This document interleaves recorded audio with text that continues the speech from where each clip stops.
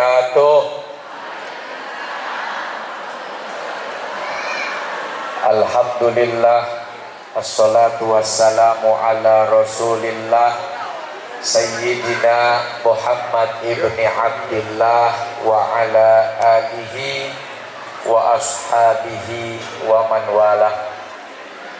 Yang kita muliakan pimpinan pengasuh Pondok Pesantren Al-Fatimiyah Institute of Islamic Education, ada Kiai Haji Mahfuddin Ahmad, Kiai Haji Tajuddin Ahmad, dan seluruh keluarga besar dari Kiai, Ustadz, Ustazah, guru-guru kita semua.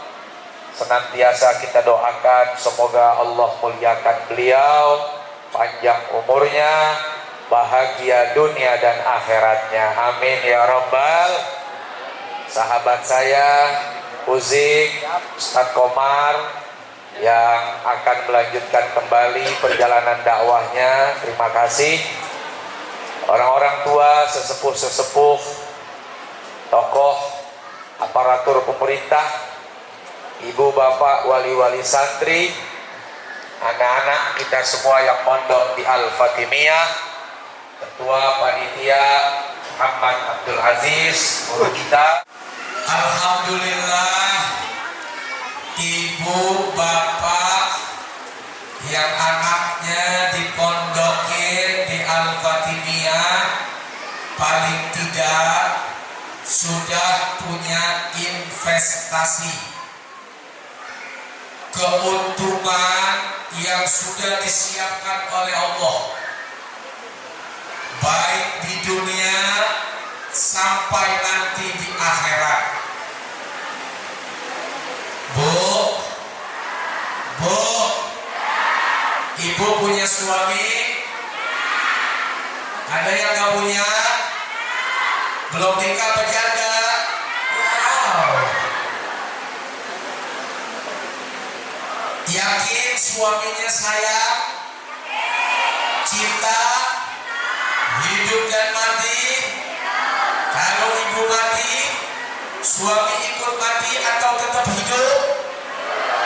Oh, berarti hidup mati, lu yang mati, gua yang masih hidup ya.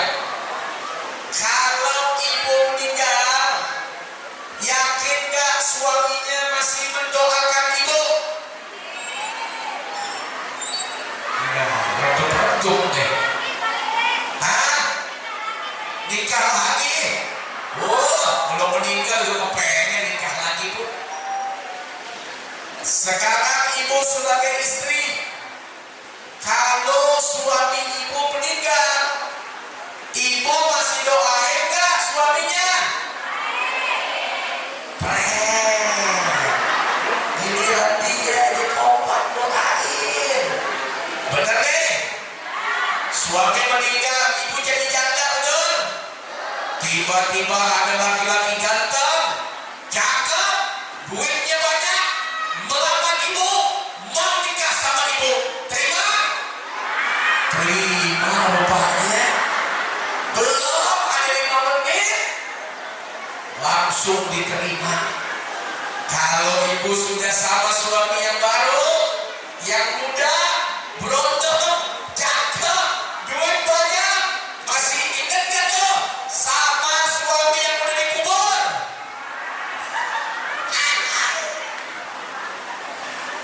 Masih ada gak tuh doa buat suaminya yang dulu?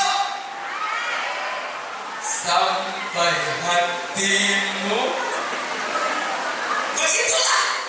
Saya gak jaminan kalau saya meninggal istri saya masih doain kita, Pak. Biar ada bapak komandan tentara Babinsa. Bu,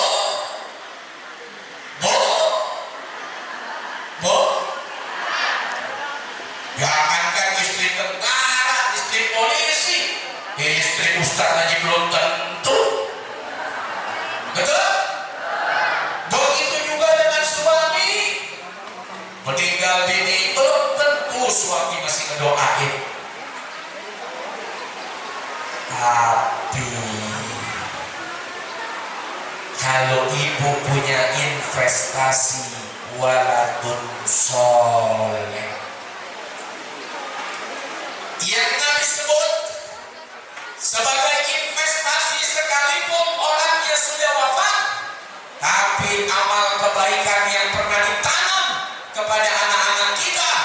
itu pahalanya mengalir. Ilmu yang dititipkan kepada anak kita lewat pesantren ini pahalanya mengalir, dan doa yang dipanjatkan kepada kita orang tuanya juga pahalanya mengalir.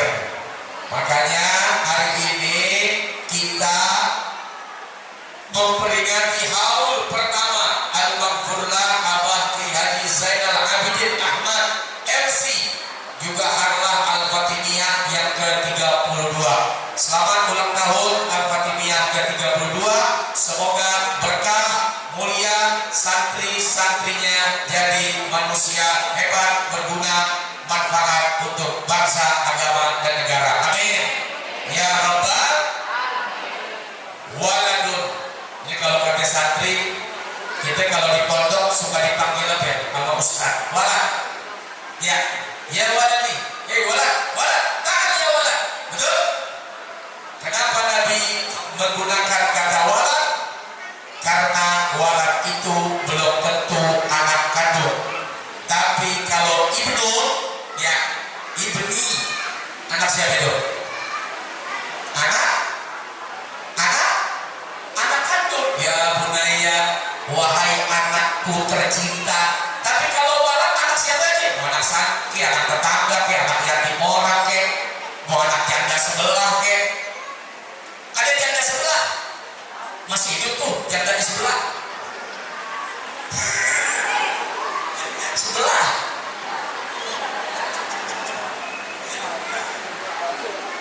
Sehingga hari ini doa santri untuk Abuya Al-Maghfurlah Abah Ki Zainal Abidin Ahmad MC jadi kebaikan pahala yang Allah kirimkan untuk almarhum di alam barzah. Amin ya Rabbal.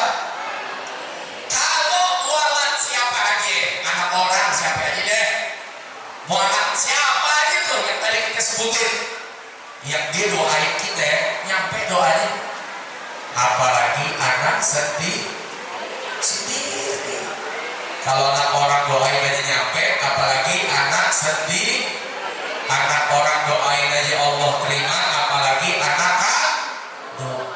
Bersyukur ibu bapak yang mondokin anaknya di pesantren. Saya punya anak nakal Pak Ustaz, alhamdulillah.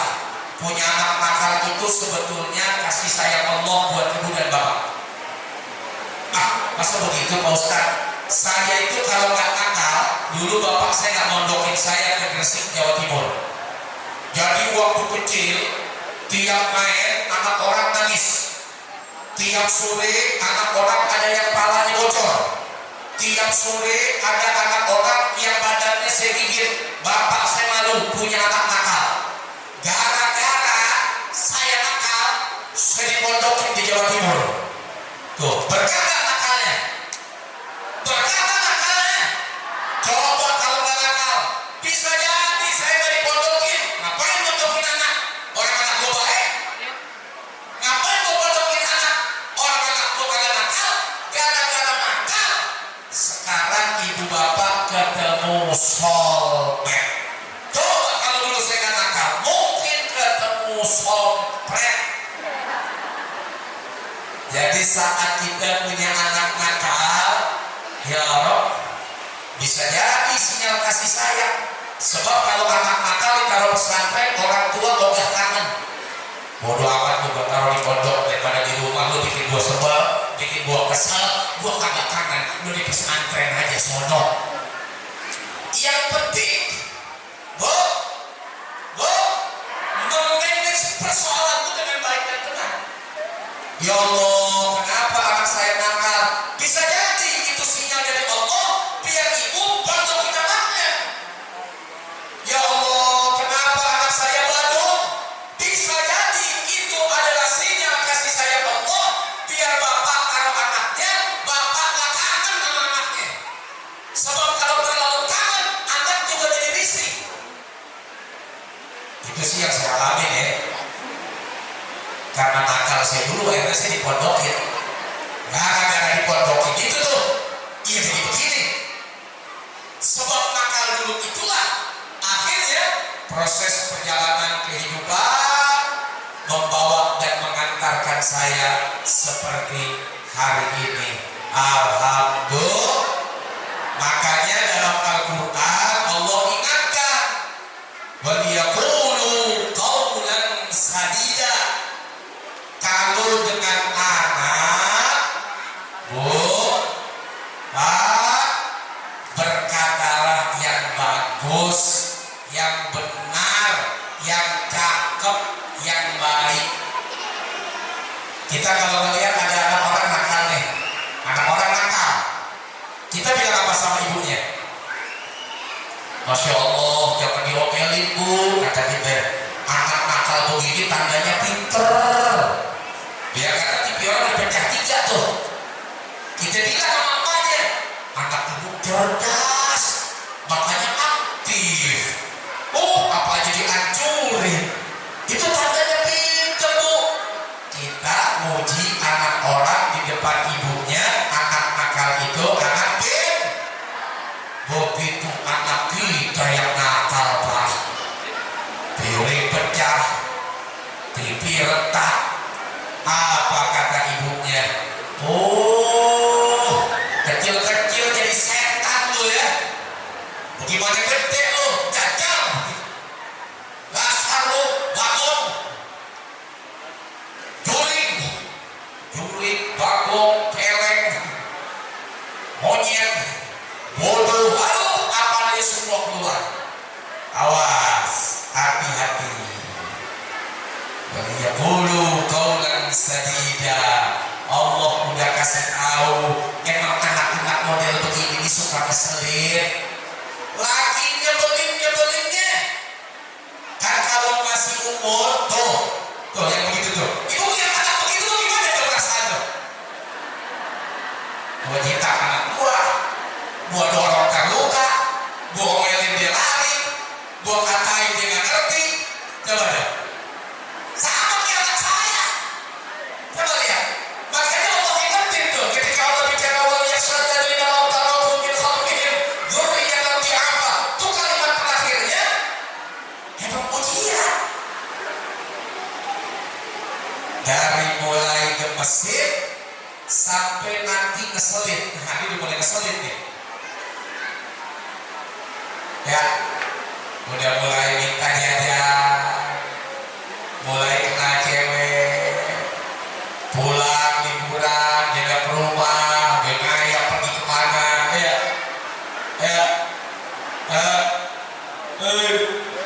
dikasih duit bayaran, 4 bulan dapat surat, duitnya gak dibayar, mulai ngeselin tuh. Dari gemesin jadi ngeselin. Senyebelinnya anak, senyebelinnya anak. Tetap kita bicara yang bagus-bagus, insya. Dan santri, dulu saya pernah berada seperti kalian. Dulu saya pernah begini di posisinya, pernah. Gimana? Makan nasi ngantri? Nasi, cakep. Makan apa aja hari ini? Belum makan, bagus. Tempe, ayam goreng, nggak taunya tempe dikasih terigu. Nyuci sendiri, sedang digosok, dikasih kunci, digembok, lemari dijebol, sikat gigi hilang, sabun kame-kame, korengan, budikan, bolokan. Masya Allah, bagus. Saya juga dulu sama korek, pakai mani-mani tuh. Tapi sekarang alhamdulillah, coba lihat, udah gak ada bekas koreknya. Makan masih pakai korek bareng-bareng, satu nampak korek pada jebur. Udah, latihan susah supaya kami susah benar. Latihan susah supaya hidup jangan sampai susah. Lu latihan aja susahnya. Sama kayak tentara, latihan perang, capek, lelah. Biar kalau perang menang, ya,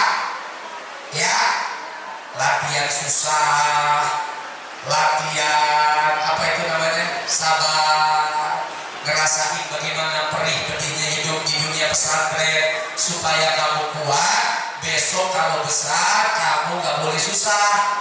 Kamu harus sukses, kamu harus hebat. Masa punya Allah yang maha kaya, santri gak boleh kaya, betul? Santri harus, kiai harus, alumni pesantren harus. Kalau kiai kaya, santri kaya, ustadz kaya, jebolan-jebolan pesantren kaya, duitnya buat zakat, sedekah, infak, bawa orang ke umroh, ajak orang haji, bangun pondok, bangun masjid. Tapi kalau orang gak ngerti agama, duitnya banyak untuk main slot, main swing, tapi gak menang-menang. Udah masak di WD-WD, ya, dipakai buat dosa, dipakai buat maksiat. Tuh, Bu, Pak, pesan saya, udah bagus anak ibu bapak di Fatimiyah. Akademisnya berjalan, pelajaran ilmu agama, ilmu umum, semua diajari. Ambil yang kedua kalau anak mau sukses. Kalau di sini itu namanya jalur akademis. Mau mahal mau murah, Pancasila tetap silanya 5. Gak otak-otak di sekolah mahal silanya jadi 7. Kalau di Fatimiyah kan sekolahnya murah. Kalau di sekolah saya Pancasilanya 7. Enggak, tetap yang bayaran mahal, bayaran murah, Pancasila tetap 5. Rukun Islam 5, rukun iman. Kalau mentang-mentang jadi bayaran berapa di Fatimiyah? Berapa bayaran? Sebulan? Lu pada bayaran berapa sih lu? Hah? Berapa tuh? Hah? 150.000? Murah amat. SMP? Murah.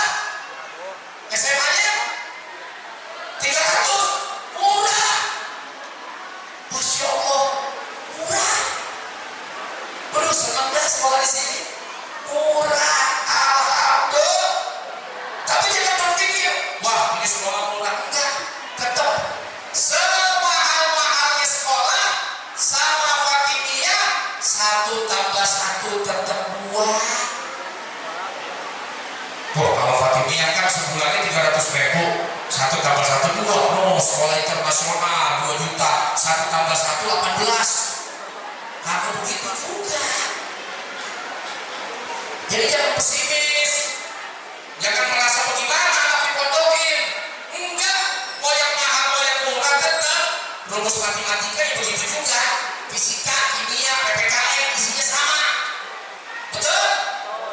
Yang bikin beda itu jalur spiritualis. Sekolah lain gak ada jalurnya, hanya akademis. PPKN ada, bahasa Inggris ada, matematika ada, fikih ada, sejarah ada, apa aja itu sama, mahal murah sama pelajarannya. Tapi yang bisa jadi tidak ada di sekolah lain, kalau kita dan mereka punya jalur akademis, tapi Al-Fatimiyah punya jalur spiritualis. Paham maksudnya? Paham? Enggak. Lo tahu jalur spirit apa jalur cepirit lo? Lo tahu cepirit kali ya? Tahu jalur spiritual? Jalur apa? Jalur bangun malam. Santri bangun nggak malam? Ngapain? Asrama cewek. Dulu saya punya teman bu, malam-malam sebelum tahajud dimampir ke asrama putri. Ada teman saya dan saya.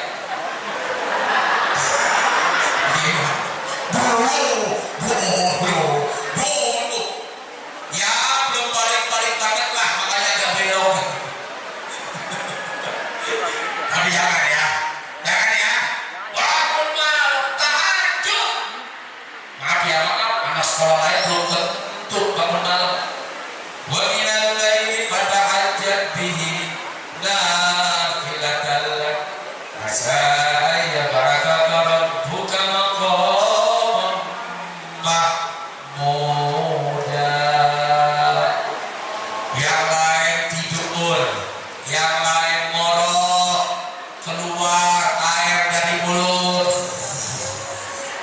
Sementara santri keluar air dari matanya. Ya Allah, sehatkan mama, papa, cari duitnya biar dikasih gampang, cari uangnya biar dikasih mudah, panjangin umur mama, papa, ayah, emak. Ya Allah, yang bisa jadi teman-temanmu di luar sana nggak punya jalur ini, tapi kamu punya. Ibu karena ada kangen sama anaknya, bapak rindu sama anaknya. Kangen dan rindu itu memang berat, sehingga diringankan dengan doa kepada Allah yang punya hati kita semua, yang menggerakkan hati kita semua. Ya Allah, titip rindu buat anak saya si Ujang, titip kangen buat anak saya si Saro, titip kangen buat anak saya si Ucup. Ya Allah,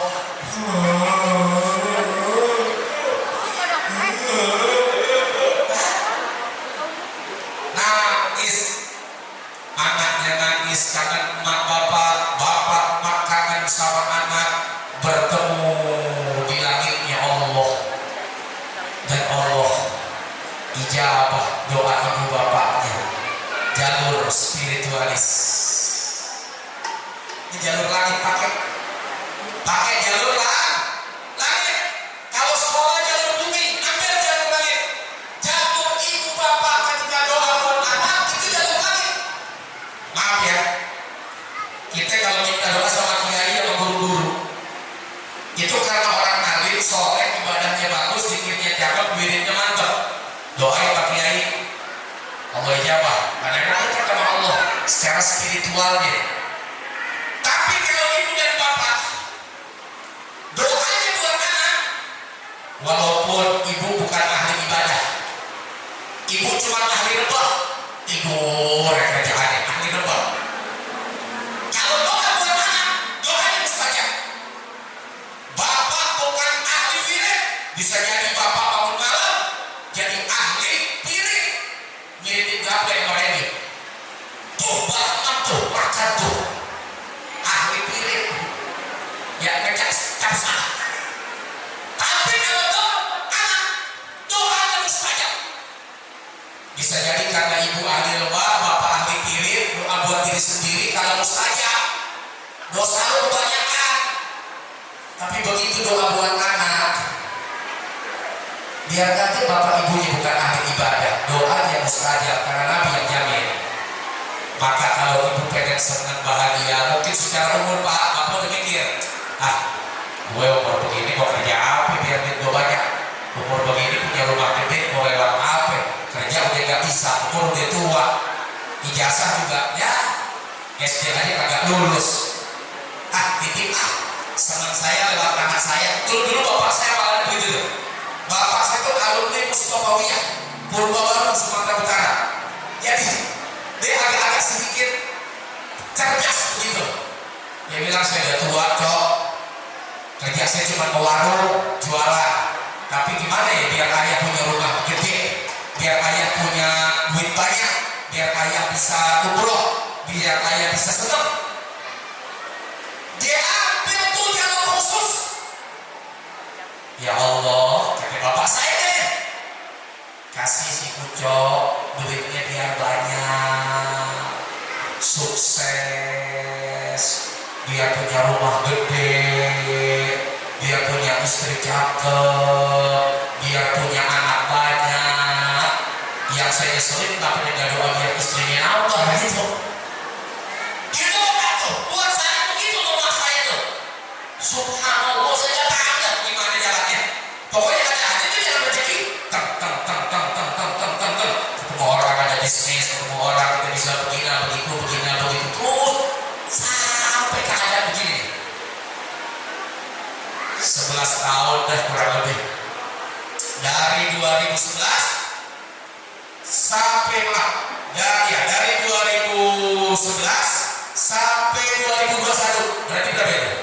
10 atau 11 tahun? hampir 11 tahun ya. Bapak saya, istri saya, anak saya tinggal di satu rumah. Alhamdulillah, ya buat saya sudah gede lah rumah itu. Kalau pakai logika, bapak saya mau kerja apa pak? Dapat rumah begitu? Mau kerjanya cuma jual pisang goreng, kecuali dia jual tuh kebun sama orang, kali dapat duit. Coba nitip es mampu di warung-warung, tapi pinternya bapak saya, dia jadiin anaknya tameng, dia jadiin anaknya bemper, supaya doa kita mustajab.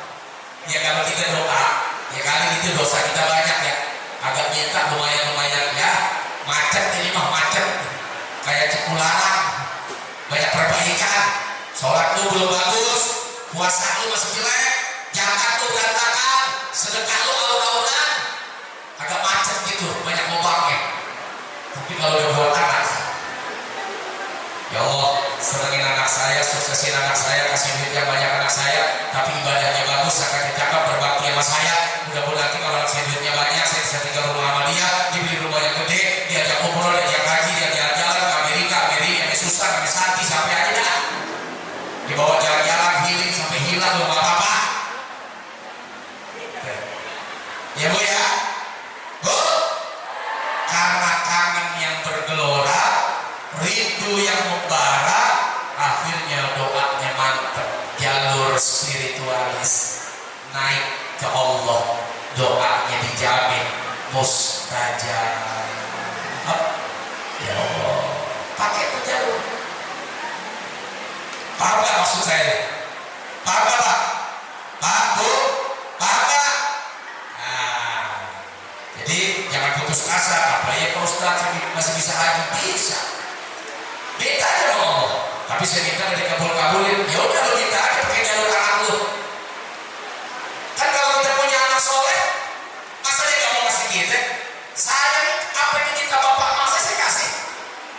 Sampai wafatnya pas COVID tuh dikuburnya situ di Karawang tuh.